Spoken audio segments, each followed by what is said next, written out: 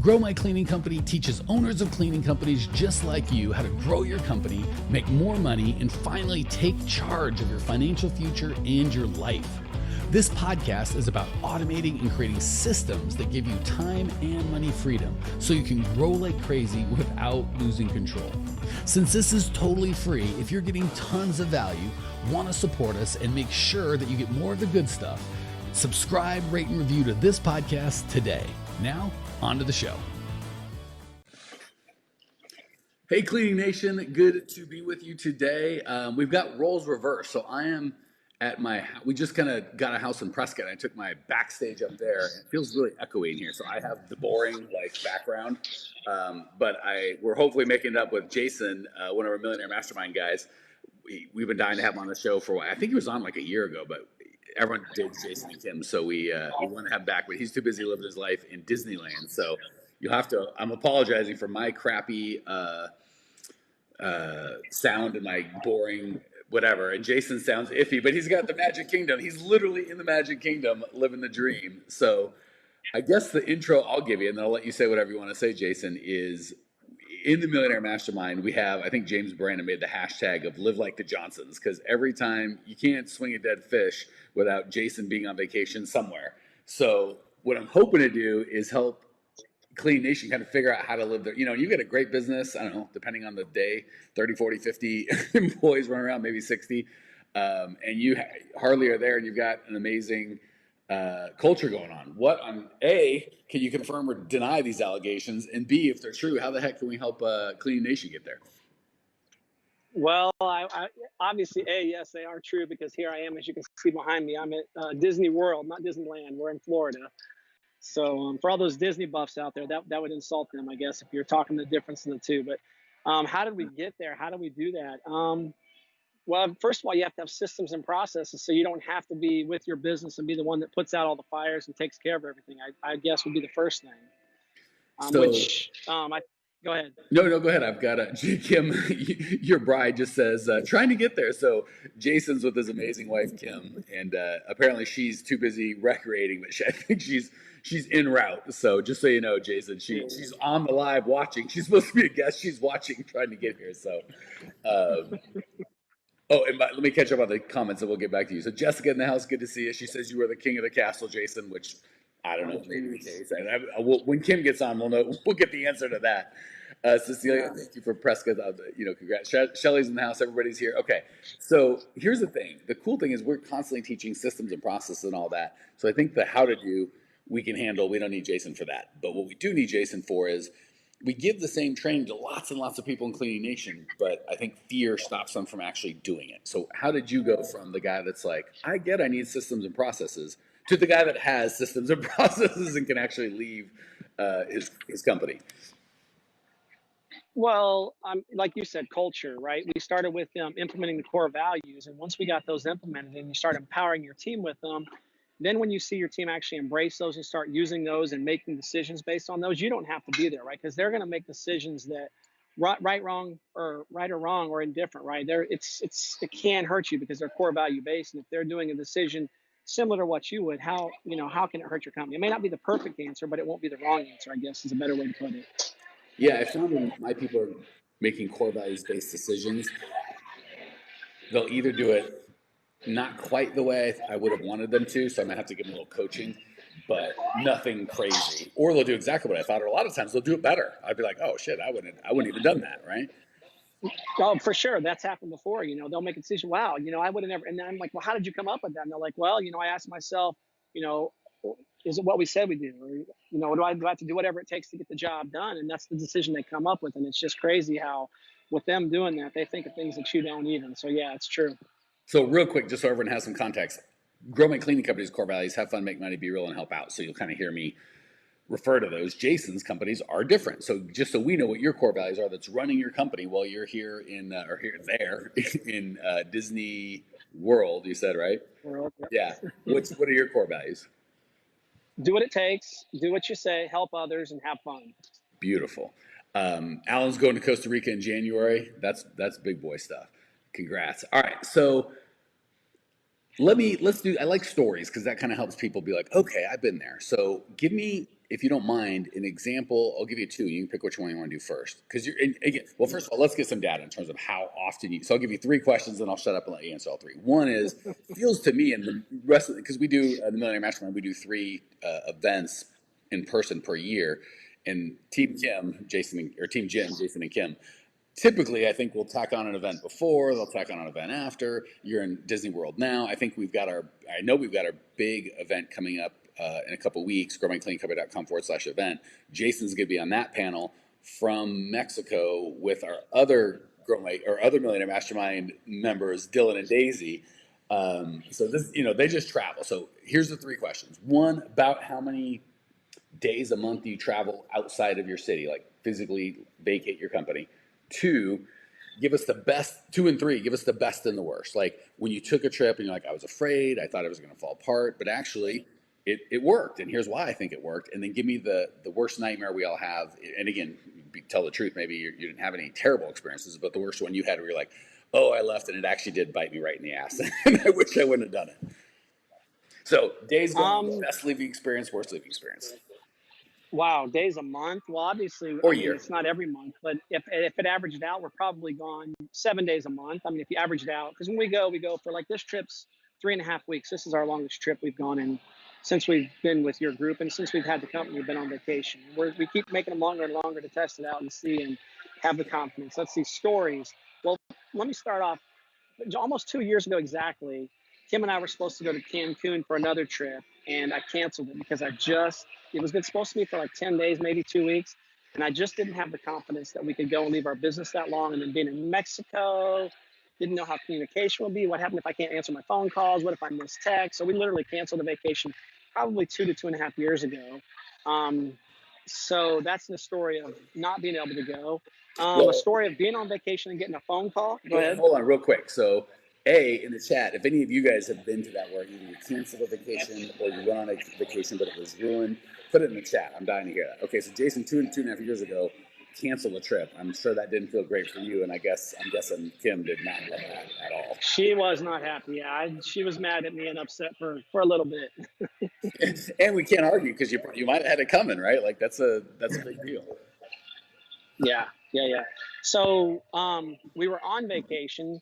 We had done a job walk of a job before, didn't get it. It was a big job. But if anybody that knows us or heard, it's our base job. It's a really big job. It's a 120,000 square foot building. While we were gone, they called us back and said, hey, we have fired everybody up to you. We want you to take this job. We're on vacation. We sent our crew in to do another walkthrough to make sure they knew what they were doing. And we got the contract while on vacation, our largest contract to date still. So we weren't even there when we actually signed the contract. So what enabled you, and again, for everyone that just kind of joined us late, I'm sorry this sounds bad, but the benefit is you get a guy that's actually on vacation, not at his cleaning company, and this isn't his first vacation in years. This might be his first vacation in months.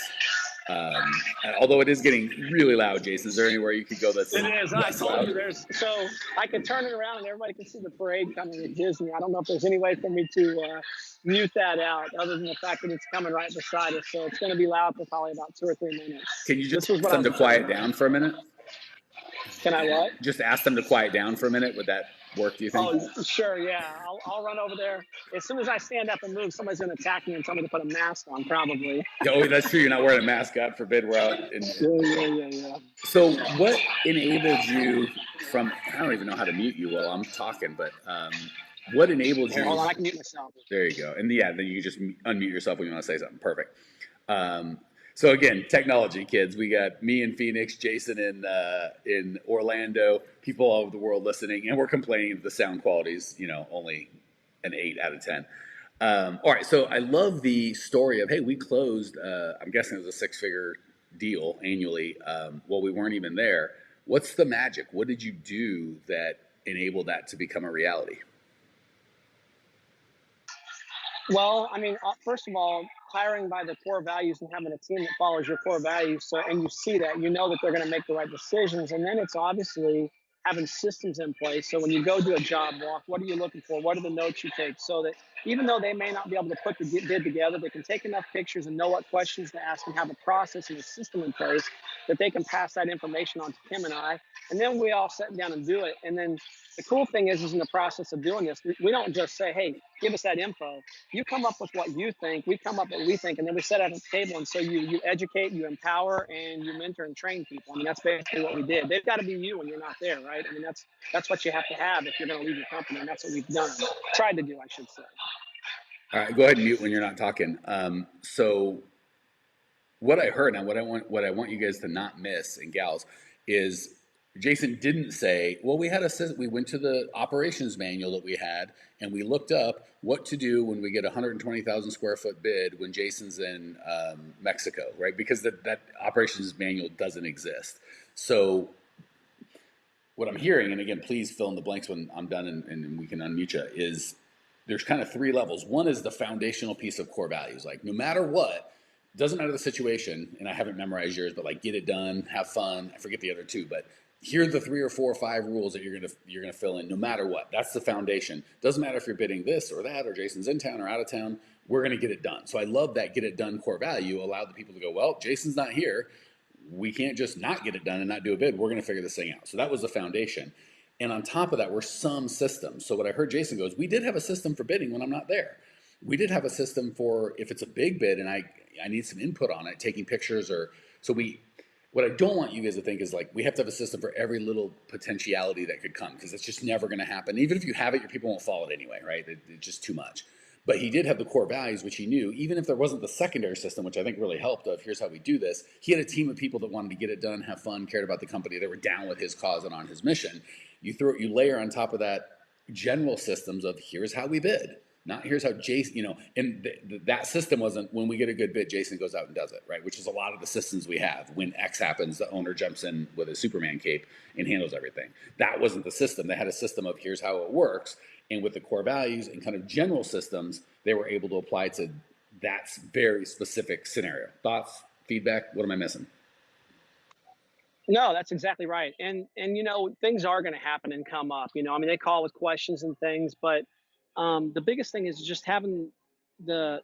It all goes back right to the core values. Like I said, you have the foundation in place, so that people make those decisions based on that. And you're right. You can't write. I mean, you learn as you go. I mean, things are going to come up that while you're gone, but you just have to empower your team and not. I guess part of it's a mindset of knowing you don't have to be there to take care of it. That was really hard. Anybody that's built a company letting go, I think that was probably one of my hardest things is letting go and empowering people and trusting them. You've got to do it or you're never going to grow and you're never going to get to a point where you can step out and be totally out of the business working on it and not in it. So you'll never get there if you don't trust and empower. So that's the perfect question. Because it's a perfect opposite. 2.5 years ago, it wasn't even that you couldn't leave. Maybe you could, maybe you couldn't. We'll never know because fear stopped you, right? So your fear was what actually kept you from going. And I'm not saying it was a good decision or bad. We'll just never know. But we know that it wasn't that you were physically chained to but no one was stopping you. Your own mental intelligence or dumminess, depending on how you look at it, kept you from doing that. So 2 things had to change. One was how you felt about your business. And part of that is how you decide to feel. Like you could have just said, F it, I'm going to go and the chips will fall where they may. And maybe it would have turned out better than you'd hoped. Maybe he would have blown up in your face and you'd have been like, I've made a horrible mistake, right? So talk me through that, or talk Clean Nation through that. How did that look and feel on the inside? How you just changed how, I'm not going to be afraid anymore. I'm going to do it even though I'm afraid. And then how it changed on the outside of like, well, to be fair, Mike, when I canceled it, X, Y, and Z was my specific fears, and I actually made changes in my company. You know what I'm saying? So there's the internal game and the external game, and I think you had to change both to be able to go from I'm canceling a trip, even if my wife's pissed at me, to you sneeze and we're out of country, right? We're gone. How'd that happen? Well, the external change that had to happen for the business was, you had the systems and processes. Obviously, they are important, and you said you can't teach those, so you have to have. We had the hiring funnel back then. We didn't. So if a bunch of people would have quit while I was on vacation, how would I have hired people? I didn't have a system. I didn't have my group interviews going every week. I didn't have my one-on-ones going. I didn't have somebody else that can do them. I was sitting in the coffee shop like a lot of people do, waiting for people to maybe show up and spend the whole day for 2 or 3 people to show up, right? So I didn't have that system in place. I didn't have a checklist where if I'm not there, somebody else could take that and go do a job walk. If I'd have got a call for a bid, or if a customer would have called, I didn't have somebody that's lined up that I could call and say, hey, you go take care of this, or somebody that I could trust to do that. So you do have to have those set up. And then, the biggest thing is just in your mind knowing that you don't have to be there. Somebody else can either be talked to, you can help, or they can just handle it, right? I mean, it's a mindset thing. You just have to trust that you've got the people in place and the systems in place that it'll take care of itself, and let it go. So yeah, that was the biggest thing. I think back then it was external, but it was as much internal of letting go and letting somebody else have those reins and trusting them to do it than it was the external things. And the crazy thing is, I found the more that we internalize and be like, oh, we got that. We'll take the, call me. Let me, when something goes wrong, let me jump in. The dumber our people show up, not get, right? Because Mm-hmm. they are who they are. But if I'm like, oh, call me, let me hold, anything goes wrong, call me or text me or I'm available 24/7. Our people are like, oh, thank God. Thinking's a lot of work. And it could bite me in the butt. Maybe Mike will yell at me halftime if I get it wrong, right? So I'll just let Mike do all the thinking, which is great for the first 10 seconds until you're like, I'd like a break. I'd like to not be thinking all the time. I'd like to be able to have decisions made without me freaking making the decision. So when we switch to, but the reverse is also true. So it's a kick in the pants when you're like, everyone shut up and listen to me. Guess what? They shall shut up and listen to you, which is great if you want to be talking and thinking all the time. But when you go, I don't know, you're a bright guy, you'll figure it out. You'd be shocked how a guy that you kind of maybe pegged as this, I've seen, and again, it's probably 85% of the time. I'll say 15% of the time I kind of I'll get bit. I'll give someone too much leash and they'll make a noose and hang themselves with it. But 85% of the time I'll go, holy crap, this gal's been working with me the whole time. I had this at my disposal and I've been telling him to shut up and sit down. I should have been shutting up and listening to this guy. Has that happened in your world? Yeah, very much so. Like I said, they'll make decisions. I wish I could think of one in particular, but they'll make a decision and say, "Hey, this is what we did, and this is why we did it." I'm like, "Wow, I never would have thought of that. It's a great decision." I think one of the things that really, I want to say, drives me nuts when you really know that they can do is when you're gone. They're like, "Hey, you're on vacation. I don't want to bother you, so we just did this." And then I come back, and then it's like all of a sudden they're running stuff by me. I'm like, "Why are you doing that? You guys have already shown me. Take the reins and go. You don't have to run every situation and every scenario by me." So. Um, yeah, and that's it's funny because you really know that they're getting it when they let you go. But then when you come back, it's like, well, why, you answered that while I was gone. Why are you asking me now? So they can do it by themselves. You just have to empower them, give them the reins and let them go. And like you said, there are times when you feel like, yeah, you're hanging yourself and you're going to get bit. But 9 times out of 10, you aren't because you've hired with core values and you've got good people. And I'll take that chance and take that 10% chance of the wrong decision or getting bit to see the growth and to give somebody the opportunity than I will, having to be more have the reins and handcuffing people. A, I love that. B, let me give you one kind of fear that I think I can hear Clean Nation in my mind saying. But Jason, let me hit that and see what you think, and then we'll tell you guys what to do next. If like enough of that, how do I freaking? I'm here. I'm stuck. Like, give me. I want the hashtag live like the Johnsons, right? So here's the fear. Yeah, but Jason, if I'm not there first and there last, my people are going to slack, right? I'm setting the tone. If I'm on vacation all the time, my people are going to be like, no one's here to crack the whip. Like, I'm going to take advantage. How do we deal with that? Well, you've got a core value problem. Then you've hired the wrong people. You got the wrong people if you have to worry about that, right? I mean, yeah, first and foremost, yeah, it's core values, culture, having the right people. And you'll never know. How do you know? If you're not there? What are you just going to sit there and do? Are you there every night with them? Do you watch them? Do you have to check them? Do you have a system in place where they're getting inspected and they inspect each other and they hold each other accountable? I mean, our people, it's funny. We had a girl, I'll just give you an example. We use Swept. I'm not promoting them or anything, but we use it and there's a picture thing. This one girl, we're really big on keeping our carts clean. So she put a picture out there just for everybody to see. Didn't throw anybody to the bus. There was like 3 or 4 people that worked at this location. Hey, this is how it's supposed to look. Let's all, this is a direct reflection of us. And she's the one pointing that out. And I don't want to say she's just a cleaner because we don't just have cleaners. We have a team. We all hold each other accountable. But the fact that she did that just shows that, hey, she cares not only about what it should look like, set the example, but she cares what the client may see when they walk in too. So Yeah, when you have people like that, you don't have to worry about those things.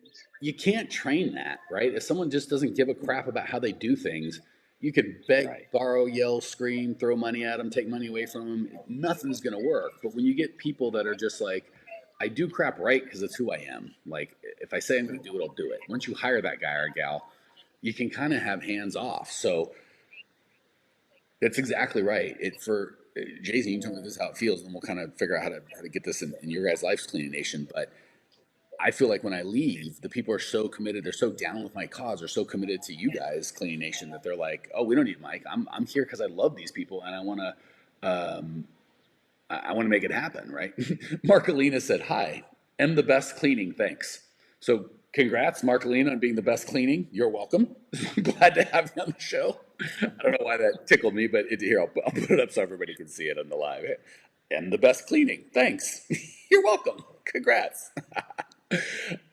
Yeah, you want people that when you leave, like, I don't know about you, my people are proud. Like, get the hell out of here. Stop working. We got this. You hired us to do a job. We're awesome at this job. Get out. And that's an indication of a good core value. If I'm worried, like, oh, so if I leave, the whole thing's going to shut down. It's going to be a parking lot when I get back. We got a much bigger problem. And the problem's not with, it's with me hiring them and setting the stage. Am I overstating, or is that how you're feeling? No, for sure. I mean, I know it sounds like a broken record, but that's what I keep going back to. But that's the foundation. If you don't have the core values and have that culture being built, you made an alluded to the numbers. Hey, how many employees do you have now? 30. We went up and down. When the pandemic hit, we lost some people due to it. And then, it's cleaning, right? We have some turnover. We're going to have turnover. So our business didn't really go down. As a matter of fact, it grew. Our revenues grew. We were cleaning more.